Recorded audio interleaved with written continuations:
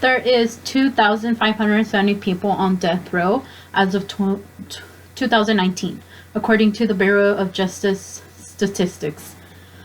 Today I'll be talking about why we should abolish the death penalty. I actually took a course in 2014 at the University of California, Irvine on the death penalty. What I found interesting about this class was that federally, the government could impose the death penalty, but there is a lot of states that have banned the death penalty in their state.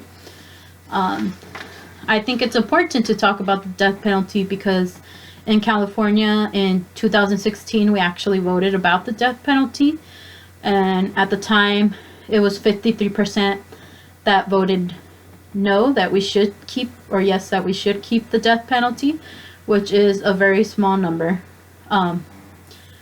And this could be used for later on. Maybe in another election, we'll be voting about the death penalty again.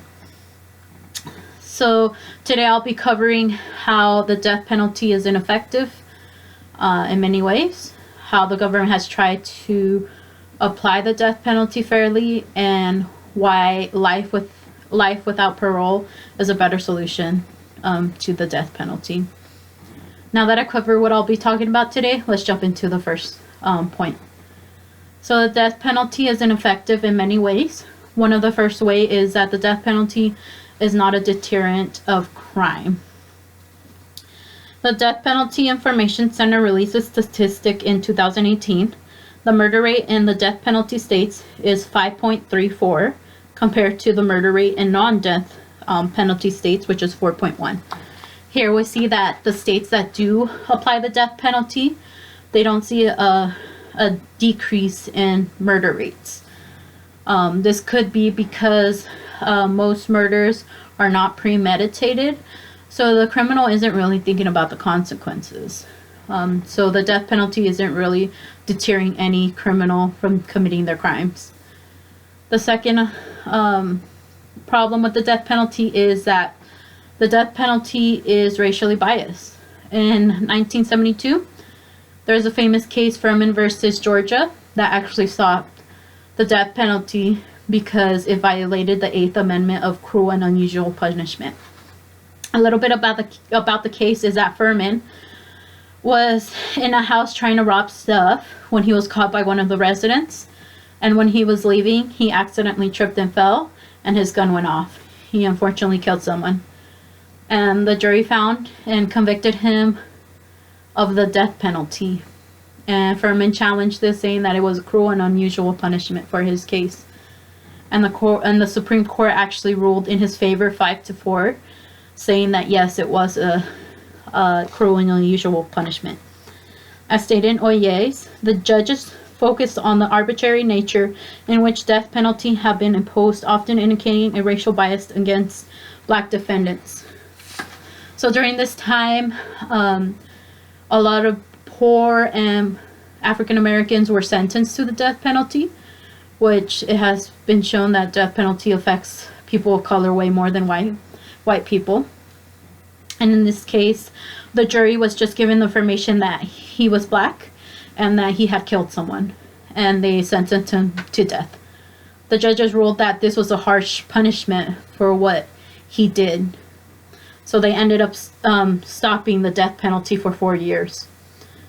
Now the last problem with the death penalty is that it costs way more to seek the death penalty than any other punishment. In a death penalty case, it takes a lot of time, and like they say, time is money. As stated in as stated in the Death Penalty Information Center posted in 2014, a new study by Kansas Judicial Council examined 34 potential death penalty cases from 2004 to 2011. The study found that the defense costs for death penalty trials averaged $395,736 per case, compared to $98,963 per case when the death penalty was not sought. So it costs 4 times more to condemn someone to the death penalty, and this could be due to the jury. It takes about a month to find a jury that is actually willing to sentence someone to a death penalty. So that length of finding judges and attorneys and court staff to find people for the jury is very costly to us taxpayers. So now that I've talked about the problems about the death penalty, let's jump into the ways the government has tried to apply the death penalty fairly to everyone. So the Supreme Court and federal law has tried to make it fairly, has tried to set some guidelines to make it fairly to sentence someone to a death penalty. The first one is in 1976, the famous case of Gregg versus Georgia. He challenged that, again, his Eighth Amendment was being violated with the death penalty, but the Supreme Court ruled against him, saying that Georgia actually had guided discretions, so they actually had guidelines to sentencing to the death penalty. So in Gregg's case, he intentionally killed 2 individuals so he can get a car and money, and he was sentenced and convicted to the death penalty. As stated in the OEAs, Georgia death penalty statute assures that judicious and careful use of the death penalty by requiring a bifurcated proceeding where the trial and sentencings are conducted separately. Specific jury findings as to the severity of the crime and the nature of the defendant, and a comparison of each capital sentences with other similar cases. So in this case, Georgia actually had the bifurcated trials, which meant there was 2 separate trials. One was finding him guilty, and the other one was sentencing him to the death penalty. In the sentencing him to the death penalty, they actually had guidelines, which included aggravating factors. And these aggravating factors in Gregg's case were that he actually murdered someone in order to rob them. And that made his case eligible for the death penalty. Even though this provided guideline for other death penalty cases, it didn't take into account the cost and the length that this would create for every case that would come along after that. So the second way that the government tried to make the death penalty fair is that federal laws can overstep state laws. So in 1994, they passed the Criminal Act that included 60 offenses that were falling under the category that they could be sentenced to the death penalty. This included drug trafficking, terrorism, and crimes that dealt with drugs. As stated in the article by Kelly written in July of 2019, states traditionally have the power to define and enforce criminal laws, leading to questions about the constitutionality of the federal government right to exercise capital punishment, especially when so many states oppose it. So there's 23 states that do not practice the death penalty. They actually banned it. And the federal government can step in any time and say that this case is federal and that they can sentence them to death. So that creates a tension between the state and the federal law, and they didn't really take that in consideration when they passed the death penalty federally. So now that I talked about the solutions that the government tried to create, let's talk about what would actually fix the death penalty. So if we were to change the death penalty to life without parole, this would benefit society in a whole. One of the first reasons is that it would be more cost efficient to condemn all people that are on death penalty to life without parole.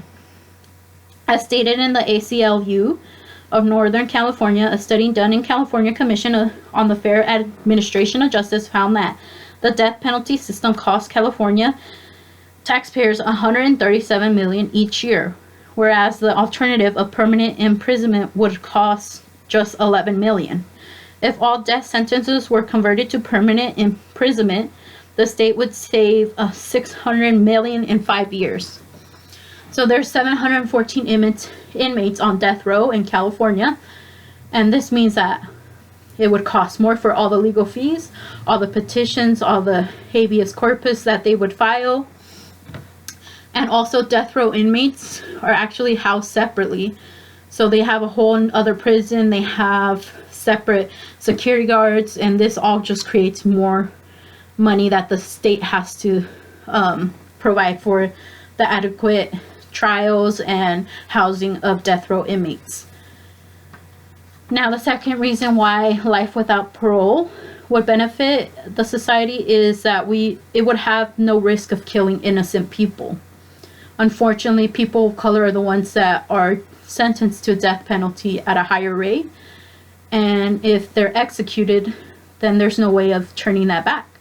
There's actually been 185 exonerees that have come out to light that they were convicted of the death penalty and they didn't commit the crime, so they overturned the death penalty. As stated in the Death Penalty Information Center on February 2018, an even more racially disproportionate 63.8% of wrongfully convicted death row exonerees are people of color, 53.5% of whom are black. So we see here that 100 of the 185 exonerees were actually African American people or people of color. And that's quite a few number.